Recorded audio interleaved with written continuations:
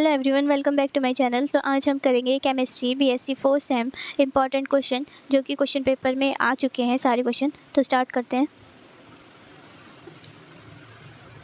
First question है elastic scattering of photon is called. जो elastic scattering होती है फोटोन्स की उसको हम क्या बोलते हैं? एटमॉस्फेरिक, रेलाई, कंजर्व या रैमन। तो आपने जिसने देखो केमिस्ट्री में थोड़ा बहुत तो पढ़ना ही पड़ेगा आपसे बुक से, तो इसीलिए आपको लाइन टू लाइन पढ़ना है जैसे आप सॉल्व कर पाएँ।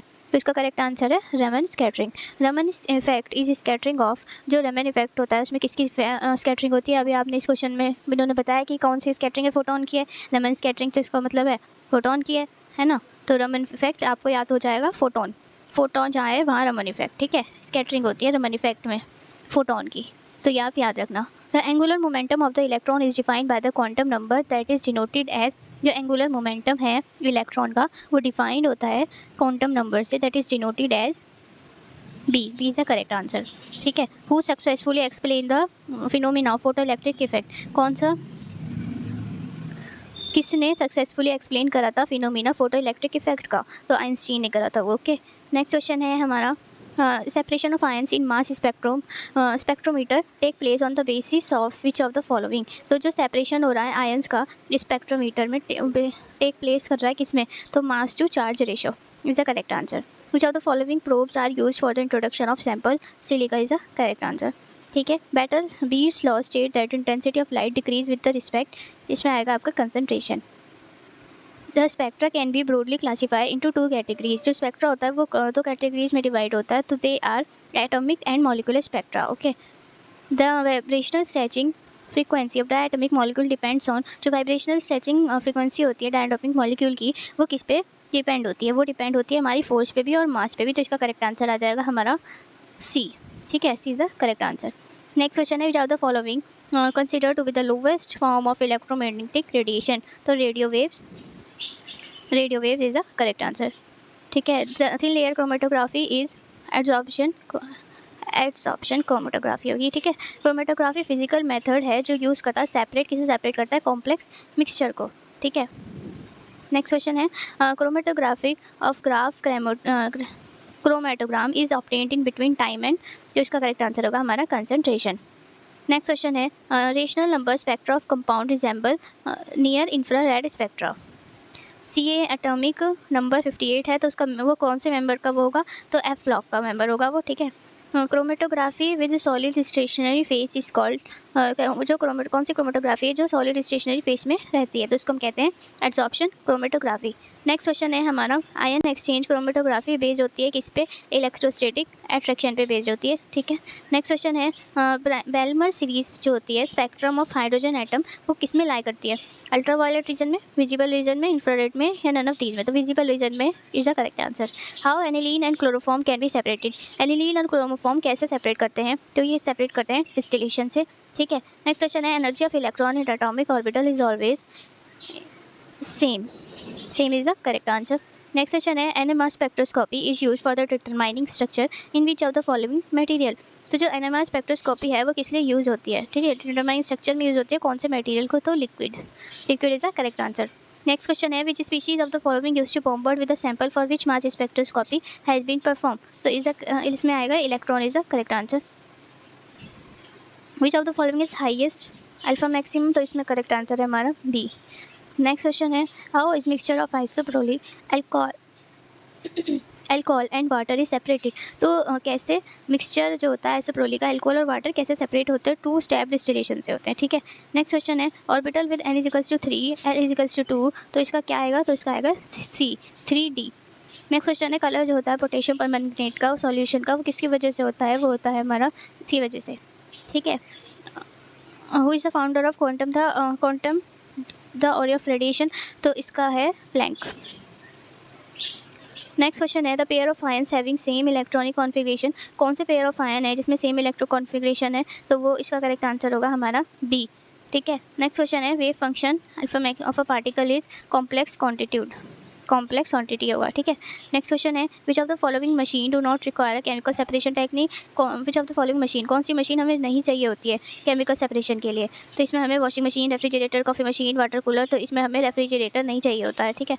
नेक्स्ट क्वेश्चन है हमारा which are the following separation technique explore difference in electric charge and diffusivity. तो इसमें करेक्ट आंसर आएगा हमारा इलेक्ट्रोफोर्सेस। ठीक है, नेक्स्ट क्वेश्चन है वाइब्रेशनल ट्रांसिशन एक्सिस्ट इन, जो वाइब्रेशनल ट्रांसिशन है वो एक्सिस्ट करता है इंफ्रारेड। नेक्स्ट क्वेश्चन है ऑसोक्रोम इन विच इज, तो इसका करेक्ट आंसर है all of these. Hydrogen bonding organic compound shift the ultraviolet absorption to, तो इसमें आएगा हमारा शॉर्टर वेवलेंथ। नेक्स्ट क्वेश्चन है आयनाइजेशन ऑफ फ्रेगमेंटेशन मॉलिक्यूल का spectrum of fragments ion is caused by microwaves, नहीं सॉरी, इसमें आएगा electron beam impact of 70 evolution. Okay, next question है radio frequency radiation are used in full in causing transition for NMR spectra. Ultraviolet spectroscopy is useful for the detection of all of these. The bathymic shift is also called as red shift. Next question है bore energy जो है hydrogen atom की वो होती है हमारी -13.6। ठीक है, total number of spectral lines n is 5 is, तो इसका क्या होगा हमारा 10 होगा आंसर। ठीक है, expression for de Broglie question, तो ये मोस्ट इंपॉर्टेंट है, ये हर बार आता है, हमेशा ये क्वेश्चन आता है, तो इसको आप अच्छे से याद कर लीजिए कि इसका करेक्ट आंसर है हमारा बी। इन्होंने बोला डी ब्रोगली क्वेश्चन के, तो डी ब्रोगली क्वेश्चन हमारी ये होगी। ओके, तो इसे आप अच्छे से ध्यान रखना। Which of the following orbital does not have any nodal plane, तो ये है हमारा करेक्ट आंसर। ठीक है, विच ऑफ द फॉलोइंग है सिंपल सेंटीमीटर इन स्पेक्ट्रोस्कोपी, तो इसमें आएगा हमारा वेव नंबर का होता है ये। ठीक है, centimetre inverse. The 0 point energy of electron is equal to, जो 0 पॉइंट एनर्जी है इलेक्ट्रॉन की वो किससे इक्वल है, वो इक्वल है हमारे h² 8/8 ma²। ठीक है, the internal energy of molecule is equal to, जो इंटरनल एनर्जी है मॉलिक्यूल की वो किसके इक्वल है, तो वो है हमारे इसमें rotational energy, vibrational energy, transition तीनों ही आएगी, तो इसमें आएगा हमारा ऑल ऑफ दी अबव। ठीक है, the wavelength of the matter waves is independent of, जो वेवलेंथ है मैटर वेव की वो इंडिपेंडेंट के किस पे, चार्ज पे। Okay,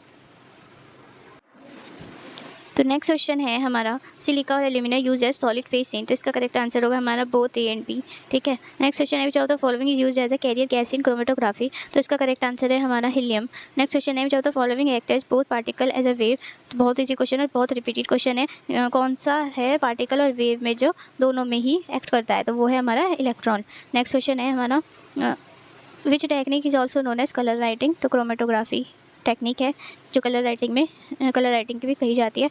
identify the test which is not a part of qualitative analysis, तो ये है हमारा फ्लेम टेस्ट। ठीक है, नेक्स्ट क्वेश्चन है हमारा which of the following is not a component of mass spectrometric technique, X ray source. ठीक है, नेक्स्ट क्वेश्चन है the molecular ion peak is usually intense of aromatic compound. ठीक है, नेक्स्ट क्वेश्चन है हमारा the mechanism of separation thin layer chromatography TLC is, तो absorption इसका correct answer है। नेक्स्ट क्वेश्चन है dual nature of matter was predicted by Louis de Broglie, repeated question है, याद रखना डायल नेचर मैटर किसने प्रेडिक्ट करा था, लुईस डी ब्रॉगली ने करा था। Which one of the following है the maximum minimum value of wave number, ठीक है, B is the correct answer. Next question है MC Lafferty arrangement ion peak in mass spectrum is usually in the basic peak of और, तो इसका correct answer है all of these. ठीक है, aldehyde ketone acid तीनों आएंगे।